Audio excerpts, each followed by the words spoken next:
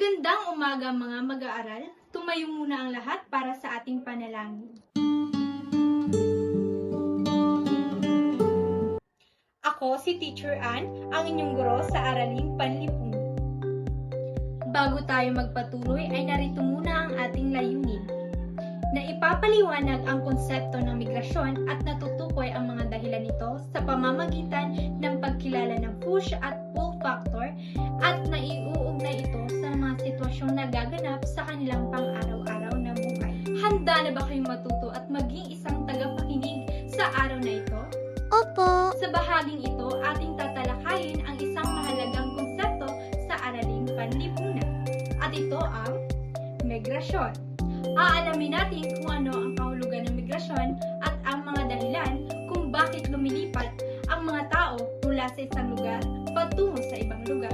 Una, alamin muna natin kung ano ang migrasyon. Ang migrasyon ay tumutukoy sa proseso ng pag-alis o paglipat ng tao mula sa isang lugar patungo sa ibang lugar upang manirahan, magtrabaho, maghanap ng mas magandang oportunidad. Halimbawa, may mga pamilya na lumilipat mula sa probinsya patungo sa lungsod upang makahanap ng trabaho. Mayroon ding mga Pilipino na pumupunta sa ibang bansa upang magtrabaho at makatulong sa kanilang pamilya. Ang mga sitwasyong ito ay malinaw na halimbawa ng migrasyon. Ngayon naman ay aalamin natin kung bakit nagkakaroon ng migrasyon. May dalawang pangunahing dahilan kung bakit lumilipat ang mga tao. Ito ay ang push factor at ang pull factor. Una, ang push factor ay tumutukoy sa mga negatibong salik o dahilan na nagtutulak sa mga tao upang umalis sa kanilang lugar na tinitirhan. Sa madaling salita, ito ang mga problema o sitwasyon na nagiging dahilan upang mapilitan ng isang tao na lumipat sa ibang lugar. Halimbawa ng push factor, kahirapan, kakulangan ng trabaho at digmaan. Kalamidad, mataas na antas ng kriminalidad, at kakulangan sa edukasyon o serbisyong pangkalusugan. Dahil sa mga ganitong sitwasyon, maraming tao ang napipilitang umalis upang makahanap ng mas maayos na pamumuhay. Samantala, ang pull factor naman ay tumutukoy sa mga positibong salik na naghihikayat sa mga tao upang lumipat o magtungo sa ibang lugar. Ito ang mga oportunidad o magagandang kondisyon na nagiging dahilan upang piliin ang isang tao na manirahan sa ibang lugar.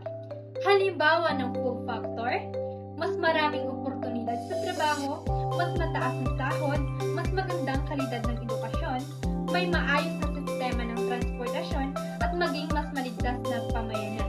Dahil sa mga benepisyong ito, maraming tao ang naaakit na lumilipat sa mga lugar na may mas magandang kalagayan ng pamumuhay. Sa kabuuan, ang migrasyon ay mga paglipat ng tao mula sa isang lugar patungo sa ibang lugar upang maghanap ng mas magandang oportunidad sa buhay. Ito ay maaaring dulot ng dalawang dahilan. Una ay ang push factor o mga negatibong salik na nagtutulak sa mga tao na umalis sa kanilang lugar. At ikalawa naman ay ang pull factor o mga positibong salik na humihikayat sa mga tao na lumipat sa ibang lugar.